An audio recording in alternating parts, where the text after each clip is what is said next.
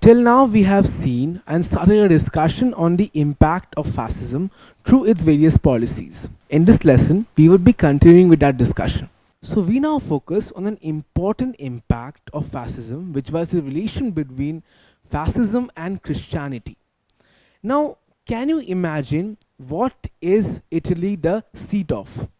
That is correct. Italy is the seat of the Roman Catholic Church. And the Catholic Church is the church which binds together all the Christians. And the head of that church is known as the Pope. Now, the Pope is therefore the head of all the Christians all over the world. And his power and his role definitely sounds to be one of power and influence. And that is why, if you ever try to understand Italian history, you will see that the Pope and the political head had always been in some kind of clash or in some kind of agreement, because these two positions are equally important in Italy. When Mussolini rose to power, he knew that he has to deal with the Pope if he truly wants to become the number one man of Italy. At the same time, the Pope and the Vatican Church also realize that Mussolini is not like the previous leaders who were weak and easily replaceable. Mussolini's rising popularity and power knew no limit, and therefore the church knew that they have to come to an agreement with Mussolini. Now, this agreement took the formal shape of a treaty or a pact and was signed between the fascist state and the Vatican Church, between Mussolini and the Pope. And this treaty or pact was known as the Treaty of Lateran or the Lateran Pact, signed in the year 1929. Now, in this picture, you can see that the representative of the Pope, who is a cardinal, is signing this pact with Mussolini.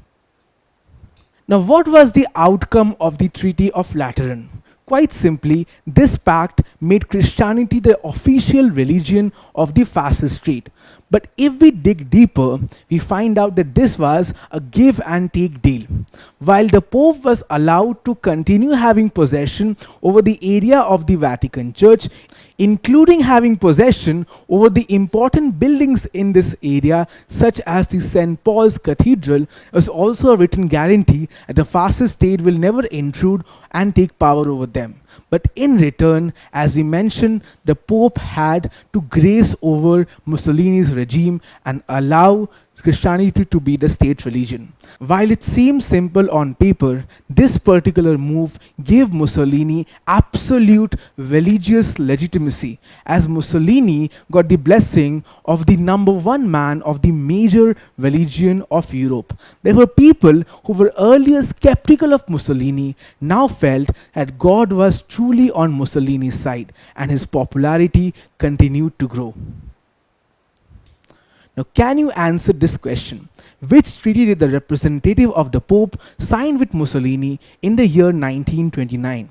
Was it the Treaty of Versailles? Was it the Treaty of Lateran? Was it the Treaty of St. Peter? Or was it the Treaty of Lausanne?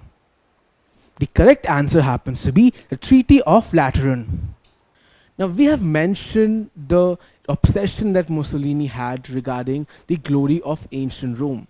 And that would be best reflected when we discuss his aggressive foreign policy. Now, Mussolini wanted to get the glory of ancient Roman back, and that meant all the political achievements that the Roman Empire had. The Roman Empire, if you had remembered, was not just restricted to Rome itself and had spread its wings all over the Mediterranean region. And that is exactly what Mussolini wanted, to revive these past glories, and thus he adopted an aggressive foreign policy, which would help Italy become a great nation.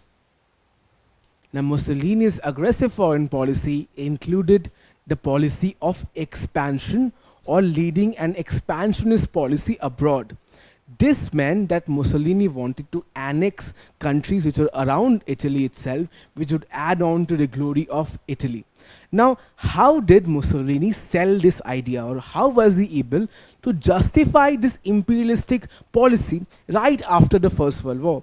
Well, this he did by claiming that imperialism, or the expansion of Italy, was the eternal law of life, which meant that if a nation does not expand, it shall perish.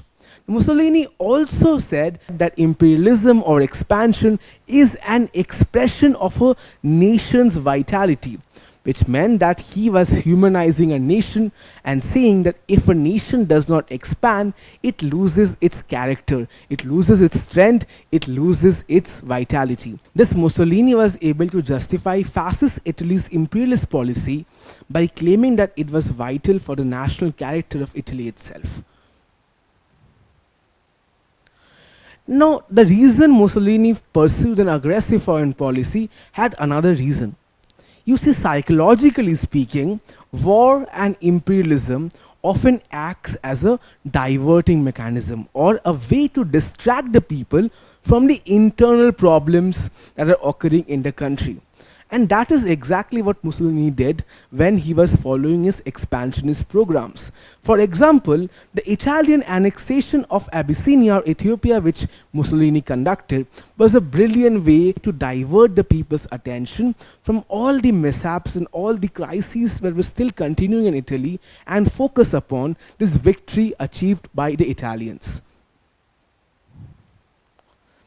Now, such aggressive foreign policy was, of course, pursued on the shoulders of aggressive nationalism, as Mussolini was able to justify and also was able to convince the people that Italy would be in danger if it does not expand and does not showcase its military strength to its nearby neighbors. And that is how Mussolini was able to further justify his foreign policy and was thus able to continue all his abroad expansions. Let us see what Mussolini himself said about the need to expand. He said that we are 40 million squeezed into our narrow but adorable peninsula. Italy must expand or perish. Therefore, he says that even though the country which they belong to is a mighty country, it is less in size. The country simply is not enough for the people of Italy. They want more. Italy itself wants more. Because if Italy does not expand, it will perish. And that is how Mussolini kept on continuing his expansions, by justifying it on a ground of national character. Now, of all the policies that we have discussed of fascist Italy, the one we're about to embark upon was perhaps the most impactful, but unfortunately in a negative sense. So, Mussolini, if you remember, became an absolute dictator in whose hands all political and military powers were vested. Therefore, his word became the final word, upon which he undertook a policy to silence any form of public opinion, or in simple terms, to allow no opposition against himself. So, opposition or dissent of any kind was brutally crushed by using the armed forces or the secret police. Now, the fascist secret police was a weapon of the state to keep an eye on the public of Italy and to put them under constant surveillance. Thus, in his tenure as the leader of Italy, the dictator of Italy, Mussolini managed to censor the press, take away the freedom of speech, and also brutally crush any form of political opposition. Now, apart from that, any form of public gatherings was also prohibited. If the fascist police found any public gathering for political reasons, they were able to curb down upon them. And thus we can understand that in no way were the people of Italy allowed to protest or even put forward their opinion against the leader. Thus we see that Mussolini was able to silence public opinion for good, as a person would have no idea what is happening throughout the country, as the press was censored, and even if they did, they could not voice their opinions in favor or in protest of it, because their freedom of speech was taken away, and they could also not lead any movement against the leader itself, because any form of opposition was banned and a political gathering was curbed at its site.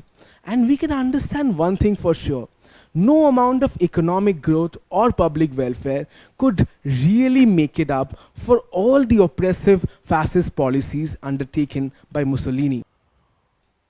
And therefore, in an essence, Italy became an authoritarian state under the policies of Mussolini as the dictator of Italy. Thus, in a nutshell, we were able to trace and understand all the important policies taken by the fascist state and what its possible impact was on the state of Italy itself. Now, the ultimate impact was that Italy became an absolute authoritarian state having a militaristic nature and an aggressive foreign policy. This eventually would lead to the Second World War, where we will see what role the fascist Italy would play.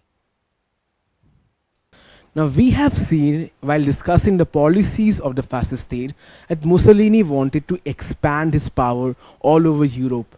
Now, that was not only in terms of physical expansions, but also through the expansion of ideology. So let us now trace the spread of fascism and how successful Mussolini was in being able to spread fascism to many countries of Europe. So the European countries, when they saw the economic progress and public welfare that the fascist state was promising and also delivering upon, as we saw in many of the policies undertaken by the fascist state, the European nations now wanted to have a fascist government of their own. Now this started with a spike of right-wing activism in these countries. So in this particular map, we could see how the red dots are all the right-wing activities taking place around the time when Italy was prospering as a fascist nation. So we could see that the right-wing activities were taking place all over Europe, starting from Germany, Czechoslovakia, Austria, Hungary, Romania, France, Spain, Albania, Greece, Lithuania, and Denmark. So all over Europe, the right-wing activities were spiking. And from these right-wing activities came up many fascist countries, or many countries modeled along fascist lines, of which the most prominent and the most popular one would be Germany. Now, Nazism grew up in Germany under the behest of Adolf Hitler. Nazism was an altered version or a modified version of fascism itself, as we will see in the subsequent lectures. Therefore, we understand that fascism was able to spread its influence all over Europe, where many states on similar fascist principles are springing up, the notable of them being Nazi Germany under Adolf Hitler.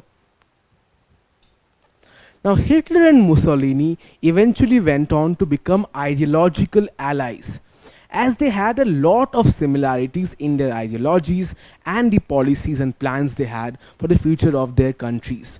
And thus, by the Rome-Berlin Axis Pact of 1936, Mussolini's Italy and Hitler's Germany became ideological allies. Now, this particular Axis Pact was crucial in paving the way for the Second World War. Now that we have understood that Mussolini and Hitler and their ideologies were actually allies, we should be also focusing on what Nazi Germany really was and what Hitler's ideology also was, which would be a topic of discussion for our subsequent lessons. Don't forget to subscribe to our channel and hit the bell icon. You can also register for free at deltastep.com or download the DeltaStep app to learn one-to-one with our amazing teachers, or to get access to all our 5,000 plus amazing videos as per your school syllabus. Master each topic with our adaptive practice technology. Get million plus questions with step-by-step solutions and unlimited mock tests. Get all your doubts resolved instantly. Learn via games and win amazing prizes like PlayStations and iPads. So at DeltaStep, learning is not just fun and easy, it is rewarding too. So register for free now.